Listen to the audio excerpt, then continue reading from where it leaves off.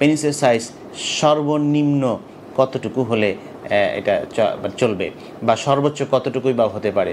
এই আমার পেনিসের সাইজ তো ছোট হয়ে গেছে, আমি আগে অনেক খারাপ অভ্যাস ছিল আমার কাছে মনে হয় ভালোভাবে পারফর্ম করতে পারছি না, আমার ওয়াইফ মনে হয় খুশি হচ্ছে না। পেনিসের সাইজ এক এক দেশে এক এক অঞ্চলে, এটা আমার মনে হয় একটা ভিডিও করি, জনসচেতনতায় এটা অনেকটা ভালো ভূমিকা রাখবে। কারণ এইটা নিয়ে এত বেশি টেন্স থাকেন মানুষজন, এত বেশি বিচলিত থাকেন, এই টেনশনেই তাদের সেক্সের পারফরমেন্স খারাপ হয়ে যায় যে আমার সাইজটা মনে হয় ছোট, আমি মনে হয় ভালোভাবে পারফর্ম করতে পারছি না, আমার ওয়াইফ মনে হয় খুশি হচ্ছে না। সবার আগে একটু বলি, পেনিসের সাইজ এক এক দেশে এক এক অঞ্চলে এক এক রাষ্ট্রে এক এক রকম হতে পারে, জাতিভেদে এক এক রকম হতে পারে, তাই স্বাভাবিক। একজন আমেরিকান বা একজন ইউরোপিয়ান বা একজন আফ্রিকান মানুষ, তিনি লম্বায় আপনার থেকে কত বড়, উচ্চতায় বা হাইটে, তো তার পেনিস তো বড় হবে, এটাই স্বাভাবিক। কারণ আপনারা অনেকে যেটা করেন যে বিভিন্ন পর্ণ ছবিতে দেখেন বা বিভিন্ন জায়গায় দেখেন, দেখে ভাবেন যে এই যে ওনার পেনিসটা, ওই লোকের পেনিসটা এত বড়, আমার পেনিসটা এত ছোট, আমি দুর্বল, আমি তো কিছুই পারছি না বা পারবো না। বিষয়টি মোটেই তা নয়, একদমই তা নয়। আমি একদম গবেষণার কথা বলছি, আমি আমার মনের কথা বলছি না। গবেষণার যেটা দেখা গেছে যে আমেরিকান বা ইউরোপিয়ান যাদের হাইট অনেক বেশি, যে 6 ফিট বা 6 ফিট প্লাস এরকম সাধারণত ওনারা হয়ে থাকেন, তাদের পেনিসের সাইজ বলা হয়ে থাকে অ্যাভারেজে 3.5 ইঞ্চি বা 9 সেন্টিমিটার, 3.5 ইঞ্চি বা 9 সেন্টিমিটার। তো আপনি একটু কল্পনা করে দেখুন, এটা কিন্তু তাদের সাইজ বলছি আমি, নন ইরেক্ট অবস্থায়, অর্থাৎ পেনিসটা শক্ত না থাকা অবস্থায়, স্বাভাবিক অবস্থায় এতটুকু। আর ইরেক্টেড অবস্থায় এই সাইজটা হচ্ছে 5 থেকে 7 ইঞ্চি বা 13 থেকে 18 সেন্টিমিটার। এটা ওনাদের কথা বলছি, আমাদের হিসাব আমাদের কাছে, ওনাদের হিসাব ওনাদের কাছে, ওনাদের সাথে কম্পেয়ার করলে আমাদের দরকার নাই। কারণ আপনার পার্টনার তো আর আমেরিকান ইউরোপিয়ান না, আপনার পার্টনার তো আপনার বাংলাদেশি, তাই না? সো এবার আমি বাংলাদেশি, ইন্ডিয়ান ওনাদের পেনিসের সাইজ সম্পর্কে একটু বলি। ইন্ডিয়ান, বাংলাদেশি এই অঞ্চলের মানুষদের পেনিসের সাইজ সম্পর্কে জানতে গেলে যেটা আপনাকে আমি একটু বলি, সেটা হচ্ছে যে 2 থেকে 3 ইঞ্চি নর্মাল অবস্থায়, উত্থান অবস্থায় না, স্বাভাবিক অবস্থায় এটির সাইজ হচ্ছে 2 থেকে 3 ইঞ্চি। আর যখন উত্তেজিত হবে পেনিস, তখন উত্তেজিত অবস্থায় এই পেনিসের সাইজ অবশ্যই নর্মাল অবস্থা থেকে বড় হবে। আর উত্তেজিত অবস্থায় এটি 5 থেকে 7 ইঞ্চি পর্যন্ত হতে পারে, আর এটির সেন্টিমিটারে বলতে গেলে 8 সেন্টিমিটার থেকে 18 সেন্টিমিটার পর্যন্ত হতে পারে, এই সহজ হিসাব। এইবার কথা হচ্ছে যে পেনিস আকৃতির দিক থেকে চিন্তা করলে 2 রকমের হতে পারে। একটা হচ্ছে আমরা বলি গ্রোয়ার পেনিস, একটা বলি শোয়ার পেনিস। কিছু পেনিস আছে যেগুলো হচ্ছে যে এই নর্মালি খুব ছোট থাকে, কোচকানো থাকে এবং মানে ভীষণ ছোট সাইজের থাকে, যেটা আসলে মানুষকে বেশি টেনশনে ফেলে দেয় যে আমার তো পেনিস এত ছোট কেন।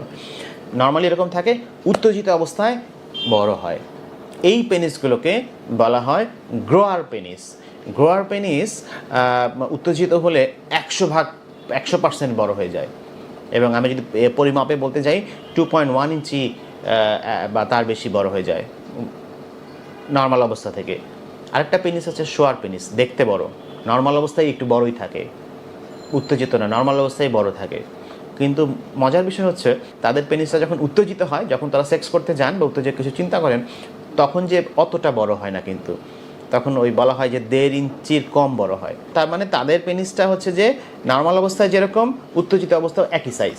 কাজেই আপনি হয়তো বা কখনো কোনোভাবে কোথাও কোনো ওয়াশরুমে বা কোনোভাবে চোখ না চাইতেও চলে গেছে বা কোথাও দেখছেন যে নর্মাল অবস্থায় একজন মানুষের পেনিস এত বড়, তার মানে তার উত্তেজিত অবস্থা আরও বড় হবে।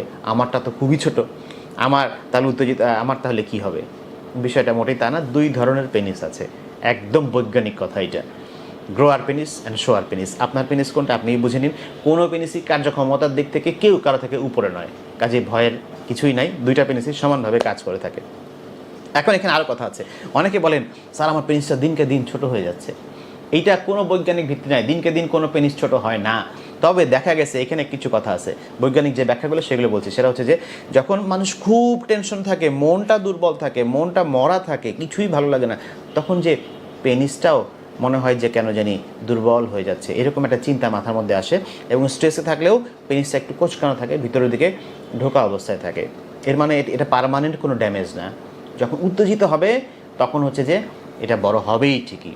তো তো টেনশনও থাকলে এরকম কোঁচকানো থাকতে পারে। খুব ঠান্ডার পরিবেশে বেশি ছোট অবস্থায় চলে যেতে পারে। আপনি সুইমিং বা সাঁতার করছেন, নদীতে সাঁতার করছেন, পানিতে নেমেছেন, গোসল করছেন, ওই সময় কোঁচকানো থাকবে, একদম ছোট থাকবে।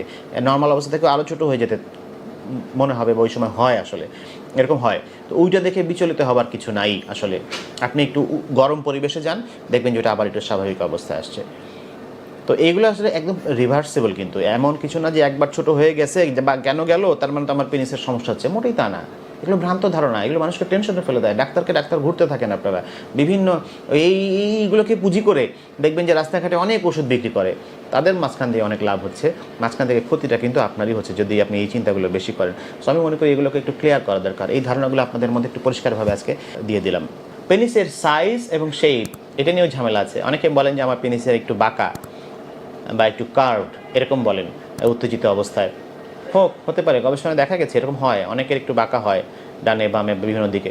তো বাঁকা হতে প্রবলেম হয় আনলেস যদি আপনি যতক্ষণ পর্যন্ত আপনার সেক্স করতে গেলে একটু ব্যথা ফিল করেন তাহলে আপনার প্রবলেম। আদারওয়াইজ একটু আকৃতিতে এদিক সেদিক হলে এইটা ভয়ের কিছু নাই।